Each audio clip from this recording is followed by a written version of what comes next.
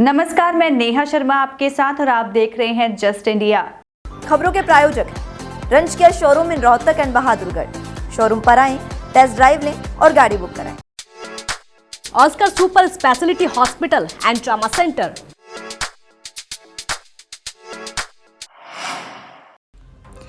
Israel और Hamas के बीच जंग का आज 15वां दिन है। गाजा में तो इजरायली की बमबारी जारी है, पर लेबनान से नया फ्रंट खुलने का खतरा बढ़ गया है। बॉर्डर पर इजरायली सेना और मिलिशिया ग्रुप हिजबुल्लाह की एक्टिविटी बढ़ी है। इजराइल ने लेबनान सीमा से सटे शहर खाली करवा दिए हैं। हालात को देखते हुए राजधानी बेरूत में अमेरिका और ब्रिटेन के दूतावास ने अपने नागरिकों को जल्द देश छोड़ने की एडवाइजरी जारी की है। हमास और इजराइल युद्ध के बीच डर इस बात का है कि किसी भी वक्त ये जंग दुनिया को अपनी चपेट में ले सकता है, क्योंकि अब इस युद्ध में दुनिया की दो महाशक्तियां अमेरिका और रूस कूद पड़ी है। यूक्रेन युद्ध के दौरान रूस का रुख बहुत आक्रामक था, लेकिन गाजा युद्ध में बाइडेन का रुख बहुत सख्त है।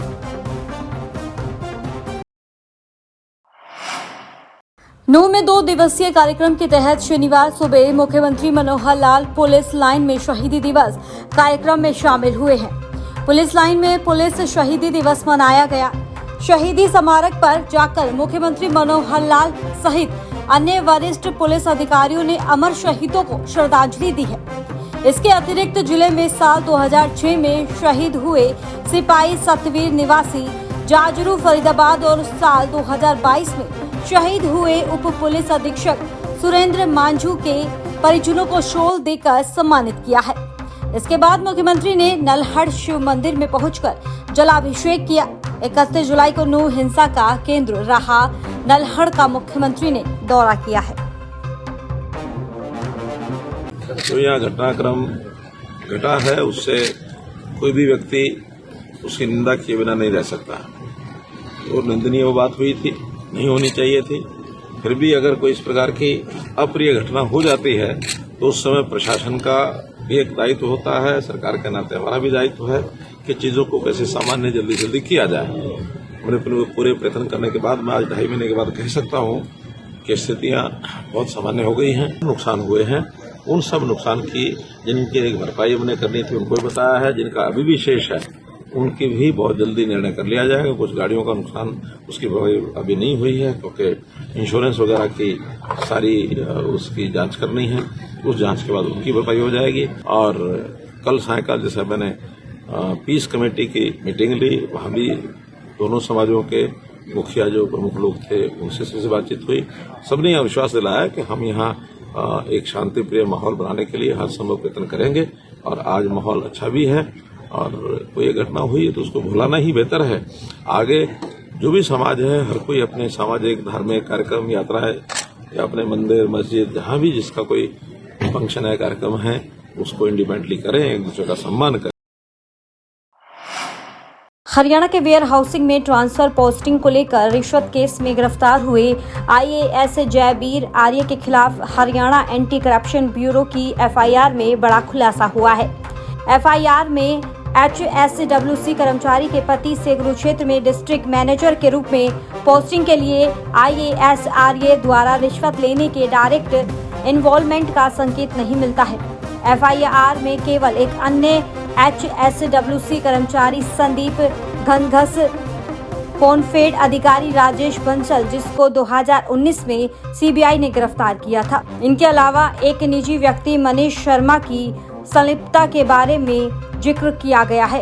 हालांकि ACB के एक अधिकारी ने दावा किया है कि IAS अधिकारी के खिलाफ चार्जशीट पेश करने के लिए सबूतों की चैन है। हरियाणा के हासे के SD कन्या स्कूल में CIT ग्रुप D की परीक्षा के दौरान एक फर्जी परीक्षार्थी पकड़ा गया है। परीक्षा खत्म होने से महज 20 मिनट पहले उसे पकड़कर पुलिस को सौंपा गया है। मामले में पुलिस छानबीन कर रही है। पुलिस जल्द ही मामला दर्ज कर सकती है। जानकारी के अनुसार सुबह 10 बजे की शिफ्ट में भगत सिंह रोड स्थित SD कन्या स्कूल में परीक्षा चल रही थी। फर्जी परीक्षार्थी किसी अन्य के स्थान पर ग्रुप D की परीक्षा दे रहा था। परीक्षा के दौरान चंडीगढ़ एनटीए ब्रांच ने एसटी कन्या स्कूल में बने सेंटर में फोन करके सूचना दी। ब्रांच ने सेंटर के अधिकारियों को परीक्षार्थी का नाम बताया और उन्हें कहा कि यही परीक्षार्थी संदिग्ध है, और जिसके बाद सेंटर के अधिकारियों ने उसकी फोटो का मिलान किया। फोटो का मिलान न होने पर उसे पकड़ा गया है और पुलिस को सौंपा गया है। यह रामलीला का मंच है, जहां पर रामलीला मां मंचन होना चाहिए, लेकिन सैकड़ों बहन बेटियों के बीच गोहाना की अनाज मंडी स्थित रामलीला में बार बालाओं द्वारा ठुमके लगाए जा रहे हैं। आप देख सकते हैं कि मंच पर आयोजकों के फोटो लगे हैं और यहाँ रामलीला के नाम पर अश्लीलता परोसी जा रही है। आखिर कहाँ हैं वह आयोजक? सवाल यह उठता है कि धार्मिक कार्यक्रमों में यह सब होने पर आयोजकों पर कार्रवाई क्यों नहीं होती? फिल्मों में धर्म के अपमान पर बवाल खड़ा कर देने वाले हिंदुत्व के ठेकेदार आखिर कहाँ छुप कर बैठे हैं? कहाँ है वो नेता जो फिल्मों का बायकॉट करने में 1 मिनट तक नहीं लगाते? क्या आस्था के मंच पर ये फुहड़ता उन्हें दिखती भी है, या फिर उनके ज्ञान चक्षु ये अश्लीलता देख ही नहीं पाते? जी हाँ, आप खुद ही देखिए।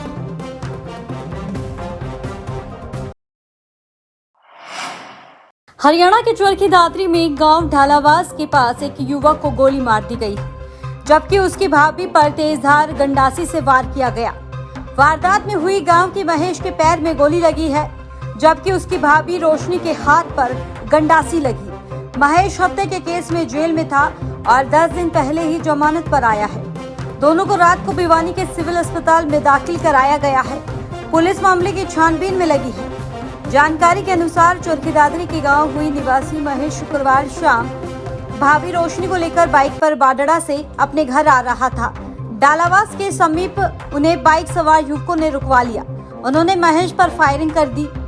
गोली उसके पैर में लगी और इसके बाद हमलावरों ने रोशनी पर गंडासी से हमला किया। मामले की सूचना मिलते ही बाडड़ा थाना पुलिस मौके पर पहुंची और जांच शुरू कर दी है। दादरी रोड पर एक व्यक्ति है और एक लेडीज, उनको किसी ने गोली मारी है और चोटें मारी है। इस सूचना पर हम मौके पर पहुंचे हैं। मौके को सुरक्षित रखवाया गया है। इंजर्ड का पता करके उसके बयान हासिल करके कार्रवाई की जाए। मौके पर क्या कुछ मिला है? मौके पर एक खोल मिला है, चप्पल वगैरह है, खून पड़े हुए हैं, एक स्कूटी है। तो हमला करने वाले कौन है, कुछ पता चले? अभी कुछ पता नहीं चला है, जल्दी पता करके कार्रवाई की जाए। घायलों का पता चला? 2 घायल हुए हैं, उनमें से एक महेश पिता है, एक उसकी भाभी है। कहाँ के रहने वाले? ये हुई गांव के रहने वाले। जिले में लगातार बदमाश दहशत फैलाने के लिए गोलियां चला रहे हैं। सोनीपत पुलिस केवल कानून व्यवस्था को दुरुस्त करने के दावे तक सिमट कर रह गई है। आए दिन बदमाश दिन दहाड़े गोलियां बरसाकर फरार हो जाते हैं। ऐसा ही एक ताजा मामला सोनीपत के न्यू जीवन नगर से सामने आया है, जहां फास्ट फूड की दुकान के बाहर बैठे अभिषेक नाम के युवक पर बाइक सवार 3 युवकों ने गोलियां चला दी। अभिषेक को 2 गोलियां पैर में मारी गई है। वारदात की सूचना मिलने के बाद सोनीपत पुलिस मौके पर पहुंची और मामले की जांच में जुट गई। हरियाणा के पलवल स्थित हसनपुर थाना क्षेत्र के गांव से नाबालिग का अपहरण करके ले जाने के बाद उसे नशीला पदार्थ पिलाकर दुष्कर्म करने का मामला सामने आया है। आरोपी ने विरोध करने पर नाबालिग को जान से मारने की धमकी दी है। हसनपुर थाना पुलिस ने नाबालिग लड़की के पिता की शिकायत पर एक नामजद आरोपी के खिलाफ केस दर्ज कर तलाश शुरू कर दी है। हसनपुर थाना प्रभारी जितेंद्र सिंह के अनुसार थाना क्षेत्र के गाँव निवासी व्यक्ति ने दी शिकायत में कहा है कि गतपुरी थाना क्षेत्र के अलीका गांव निवासी मुकेश उसकी 15 वर्षीय बेटी का अपहरण करके ले गया। आरोप है कि आरोपी ने उसकी बेटी को पानी में नशीला पदार्थ मिलाकर पिला दिया है और उसके बेहोश होने के बाद उसके साथ दुष्कर्म किया।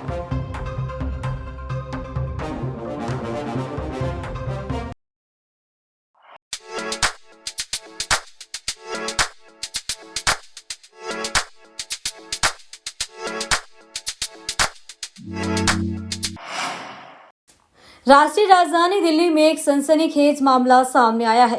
सेक्स की तलब होने पर एक युवती ने बीच सड़क पर ही एक रिक्शा चालक के प्राइवेट पार्ट को गलत तरीके से छुआ और उसके साथ यौन संबंध बनाने की कोशिश करती दिखाई दी।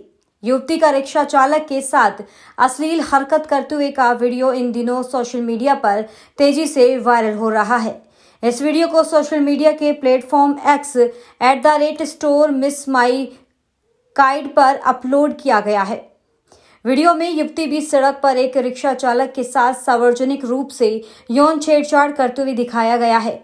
युवती का रिक्शा चालक के प्राइवेट पार्ट को छूने का वीडियो देखकर लोग अलग अलग प्रतिक्रिया दे रहे हैं। युवती और रिक्शा चालक दोनों को आपस में बातचीत करते देखा जा सकता है, लेकिन ये साफ नहीं है कि वो किस बारे में बात कर रहे हैं। वहीं पास में कार के अंदर बैठे कुछ युवकों ने इस वीडियो को शूट किया है। खबरों में फिलहाल इतना ही। देखते रहिए जस्ट इंडिया। नमस्कार।